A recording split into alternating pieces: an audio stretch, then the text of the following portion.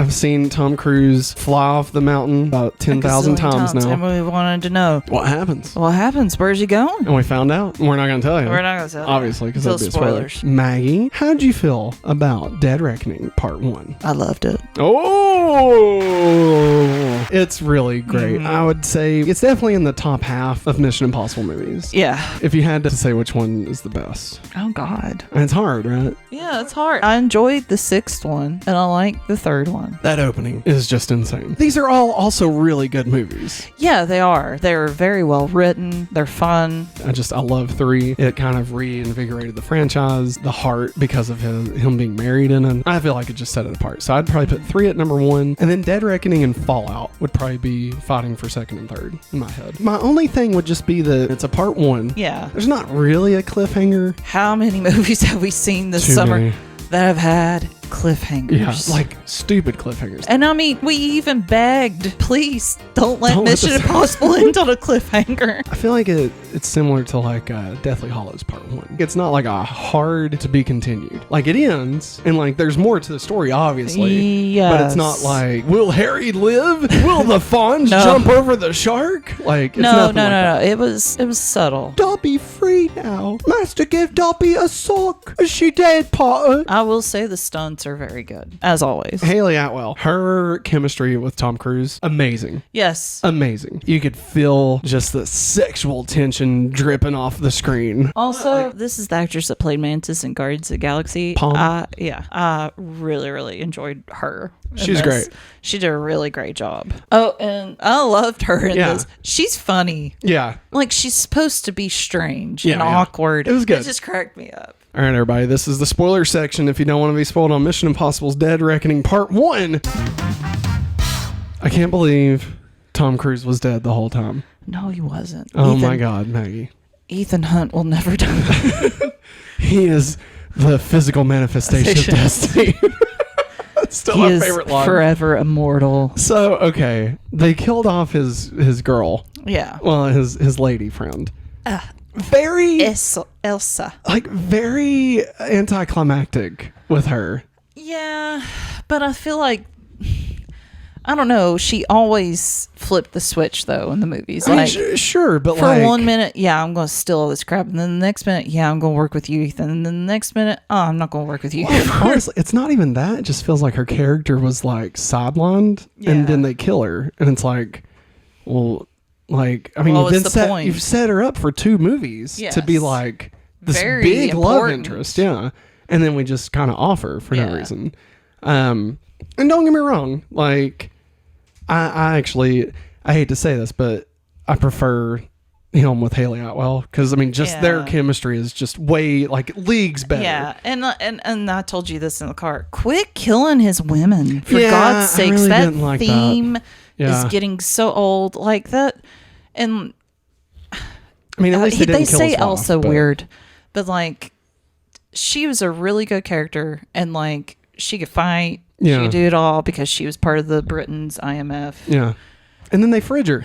Yeah. And it's like, did you have to? Like, she looked like a badass with that eye patch and the sniper. Love that. So one of the things I read, and I don't know how much truth it is, and I mean, a lot of it's probably speculation, but apparently the reason Luther wasn't in it much, and her as well, is because of, like, the COVID stuff. Because they were trying to film during COVID. Remember all the what he do, like, when he was yelling at the people for not following he's like, you put your mask on, and which was great. It was great. I was like, you go, man. And like, so, that proved to me even more. I was like, I like you. And so apparently when they were shooting all of Luther's scenes, like, they kind of shoot, like, he's not really in a lot of scenes at the same time, like, in the same frame as like other actors. And so, like, I don't know if he, like, refused to work with other people because he was trying to be protective, or if he was the other way around. Yeah, I don't know. But, like, there's even in the cast at the end, like, it says, like, Luther stand-in or whatever. Yeah, like, on set stand-in. So come on, man. So, like, anytime they show him, they're just kind of cross-cutting between him and somebody else. And so that's why, like, he's like, I gotta go. I gotta be completely off the grid at the end. Yeah, I gotta work on this source code. Had to write him out of the movie, essentially. And I don't know if like maybe that's why they couldn't really utilize. Is her name Elsa? Yeah, that's her character's name. Okay. I don't know if that's another reason why they kind of had to underutilize her in it because similar reasons. And then like they just kind of had to write her out, you know. Yeah. It kind of felt, to me, it kind of hits the same way that, and I think I don't know if you've seen this one. But in Star Trek 3, The Search for Spock. No. Okay. Spoilers for Star Trek 3, sorry. But you've seen Wrath of Khan. Yes. And like, it turns out Kirk has a son with that lady, right? Yeah. So his son dies in 3. Oh my God. Yeah. Like he's just killed by a Klingon. He's like, you Klingon bastards, you killed my son. Yeah. And like, it just kind of feels like that, where it's like you set up like this character, this son, which seems important, and then just immediately write him off, And like, that's kind of what it felt like with Elsa. Like, they spent 2 movies really setting her up. And then in this one, they're like, oh, well, she's wanted. And then like, she was dead. You got to stay dead. Like, and again, that's writing her out of the movie for a large chunk of it. And then we get to like, she's in it maybe 30 minutes until they kill her off. And it's like, why did they have to do that? Because the entity. Well, it feels more like there's something on the outside of the film kind of making them do stuff. Wow. But no, aside from that, I thought it was really great. Mm-hmm. Again, Haley Atwell, just phenomenal job. Yeah, and phenomenal. Also, I do believe she did some of her own car stunts. There's one scene where she drifts on a curve in Rome, and the camera's on the mirror. And I was like, that's her driving it. Yeah. And also, she was actually in the yellow Fiat with Tom. Well, she's in the car every time with Tom Cruise. Yeah. Doing any of the car stunts. So I thought that was pretty awesome. That's awesome. Honestly, with her entirety in the MCU. Yes. Like, she never shone as bright as she did in this movie. She was phenomenal. I always liked her. I think she's Peggy. pretty. I love Peggy. She's awesome. But like, her chemistry with Chris Evans, right? Yeah. I thought it was great.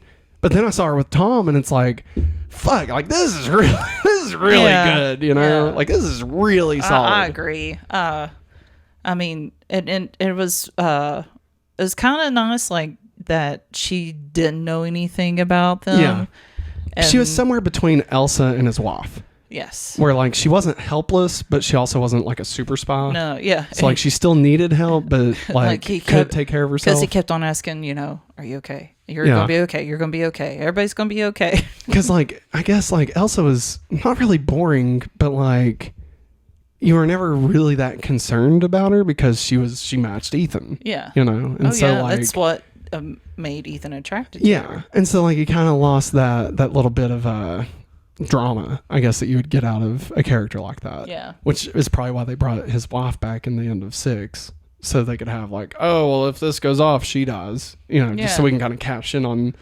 the drama of losing somebody, right? Yeah. So I don't know. It was really good. Don't get me wrong. I love the ending. I really like the AI. I thought that was an interesting idea. The opening scene with Kittredge and like the whole group of people. Yeah, the national security people. And dude, and when it ends up being Ethan, like I loved all of that. I loved it. It's classic. We was just sitting there like, that's Ethan. Who's and Ethan? Like, which person's Ethan? Right, that person's Ethan. Also, dude from Princess Bride. As You Wish. He's the director of national security. Unrealized idea. You mean the guy from Twister, Maggie? Just so we're clear. Because your days of sniffing the dirt Matt. are over. No, Matt. I know. It's the guy from Robin Hood and Men in Tights. Maggie. It's the guy from Liar Liar. No, Matt. The Claw. You're scared of the Claw. Get away. You suck at that. No, it's the guy from, I don't know which one it is, Saw. Jesus. Oh my God. I think it's the first one. First one. Yeah. Because he's the guy that has to cut off his own arm, right? Yeah. God. I've never watched that. I've only heard about it. Danny Glover's in it. Yeah, like that's so random. I'll be honest, right? Like when I went and watched it, like I think I was watching it with my brother Billy, and like we were sitting there, and all of a sudden Danny Glover is on the screen. We're like, wait, Danny Glover is in this? Why is Danny Glover in this? He's like a cop. Is Dan Aykroyd in this picture? No, I'll in Dan Aykroyd is not, but it's Bill Murray. Hey, at AMC theaters, they sell Dan Aykroyd's Crystal Skull. They do. They do. It's Dan Aykroyd's like magic vodka or whatever. I stopped and looked at it. I was like, is that what I think it is? And it was. It was. He curses each bottle before he ships it off. He puts a ghost in each bottle. Oh, man. Anyway, I don't know. Anything else you want to say? The train scene was pretty wild. I mean, how the build up to the whole entire thing on the train was pretty crazy because we finally found out where the bike, like him and the bike go. The bike doesn't make it. That's so much better. I've been wearing my headphones backwards the whole time. I was like, what is wrong? Yeah, you could definitely tell. Right. Yeah. The R's on the right. This is your left. That's your left. This is your left. That's your left. This is your right. That's your right. This is your right. You're going to die. Whoa. Also that there was video, like people on another, on another train that got to see Tom Cruise and the crew on top of the train roof. Dude.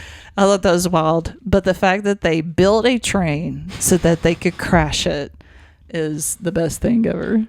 I want to know what the deal with everybody knowing close-up magic in this movie is. Yes.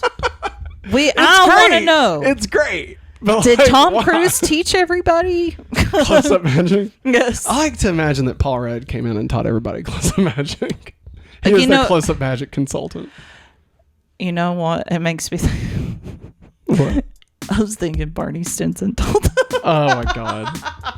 I mean, Neil Patrick Harris is a magician. Yeah, he is. Apparently, he's also a dick. Barney, what if we told you about the fireworks?